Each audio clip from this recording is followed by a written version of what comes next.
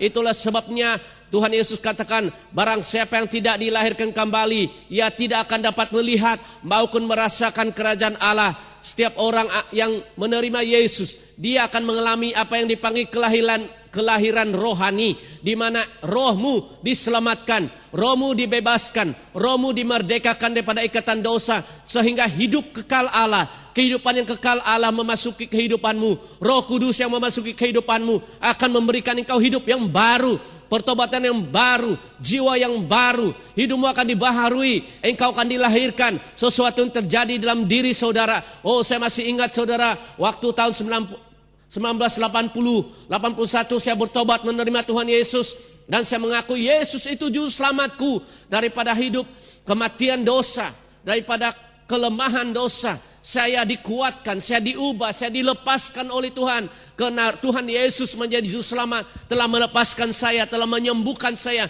telah merubah kehidupan saya dalam pikiran, jiwa dan rohku. Dan saya telah menerima roh keselamatan itu dalam Yesus. Dan kehidupan kekal Allah, yaitu kehidupan yang bersama-sama dengan Allah. Kehidupan kekal Allah itu memasuki kehidupan saya. Roh yang menghidupkan, roh Allah itu menghidupkan hidup saya, sehingga saya bangkit menjadi seorang yang baru. Dalam 1 Korintus 5:17 dikatakan, barang siapa yang ada di dalam Kristus, dia adalah ciptaan yang baru. Apabila saudara menjadi anak-anak Allah, saudara menjadi ciptaan yang baru. Manusia yang lama sudah berlalu, manusia yang baru sudah datang. Amin. Ketika engkau diselamkan dalam baptiso, dipanggil diselamkan adalah baptis. Saudara melambangkan diri saudara sudah dikubur bersama Kristus. Manusia lama sudah dikubur bersama Kristus. Maka engkau bangkit keluar dari air sebagai tanda engkau sudah bertobat. Engkau sudah lahir baru.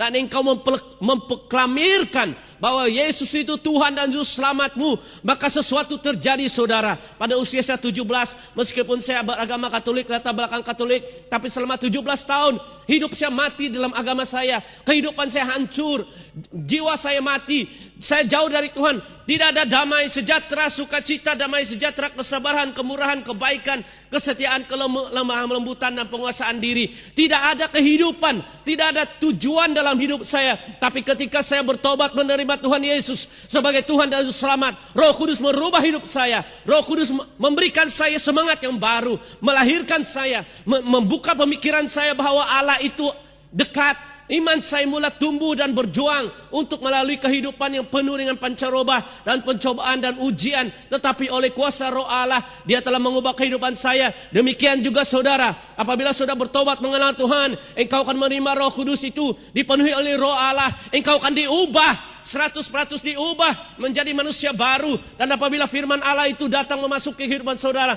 saudara akan diubah oleh Tuhan menjadi seorang manusia yang baru di hadapan Tuhan. Dan engkau digelar anak-anak Allah. Katakan, aku anak Allah. Saya anak Allah.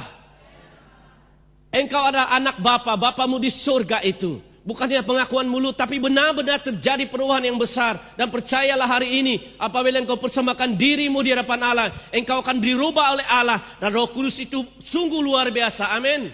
Roh Kudus itu sungguh luar biasa, amin. Roma pasal 8 ayat 14. Semua orang yang dipimpin roh Allah adalah anak Allah. 15. Sebab kamu tidak menerima roh perbudakan yang membuat kamu menjadi takut lagi. Tetapi kamu telah menerima roh yang menjadikan kamu anak Allah. Katakan aku telah menerima roh yang menjadikan aku anak Allah. Inilah firman Allah.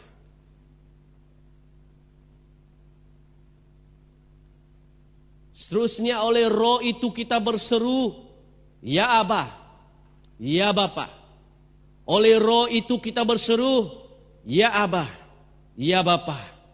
Ayat 16. Roma 8. Roh itu bersaksi bersama-sama dengan roh kita bahwa kita adalah anak-anak Allah. Haleluya. Puji nama Tuhan.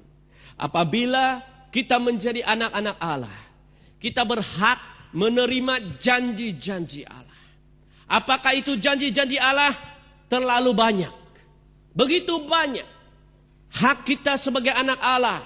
Kita berhak menerima janji-janji firman Allah. Perkataan-perkataan Tuhan Yesus. Janji-janji firman Allah tentang kesembuhan Tuhan. Janji-janji firman Tuhan tentang keberhasilan. Janji-janji firman Tuhan tentang mujizat. Janji-janji firman Tuhan tentang prosperity. Tentang kemakmuran.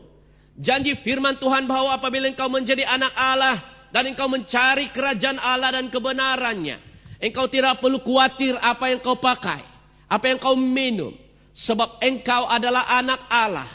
Dan karena engkau adalah anak Allah, Allah telah mengaruniakan pribadi oknum Allah yang ketiga, yaitu Roh Kudus. Ya, kita percaya kepada Allah Bapa. Kita percaya kepada Allah anak dalam Yesus Kristus yang menjelma dan menjadi manusia. Tapi juga kita percaya kepada Roh Kudus, Roh Allah, Roh Kristus, Roh Yesus, Roh Bapa. Dikaruniakan kepada kita sebagai satu jaminan atau deposit, sebagai satu jaminan. Masih ingatkah saudara, bulan-bulan lalu kita merayakan hari Paskah, di mana Tuhan Yesus mati di kayu salib, di mana Yesus dikuburkan, dibangkitkan untuk menunjukkan kepada dunia bahwa maut dan kerajaan maut tidak bisa mengikat dia, tidak bisa menahan dia. Dan selama 40 hari dan 40 malam dia berulang-ulang menyatakan dirinya kepada murid-muridnya untuk menunjukkan bahwa Yesus itu hidup selama-lamanya, Alfa dan Omega, yang ada dan yang sudah ada dan yang akan datang. Amin. Amin. Saya mendengar kuat ya. Saya sudah 44 tahun, telinga saya ini pekak sedikit. Amin. Wah, itulah dia GBPS ya. Dan selama 40 hari, hari ke-50 dia naik ke surga. Dan firman Tuhan mengatakan bahwa dia akan datang kedua kalinya menjadi hakim dan raja. Bukan seperti domba yang disembelih. Dia menebus kita, dia membayar lunas. Oleh luka-luka Yesus kita telah disembuhkan. Oleh kematian Tuhan Yesus di salib itu terjadilah satu perjanjian baru.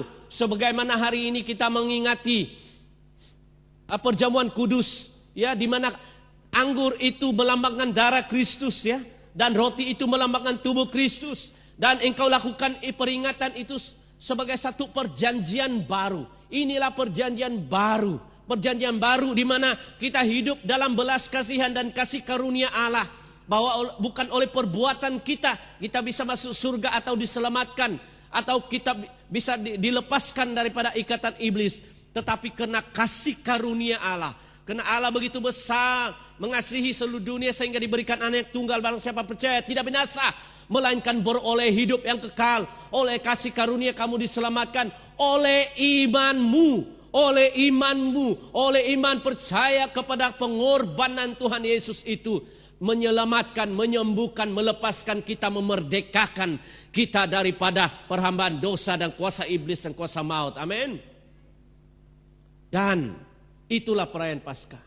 Tapi hari ke-50 selepas Yesus naik ke surga, dikatakan pada hari Pentakosta, hari tuaian gandum, dicurahkanlah Roh Allah itu.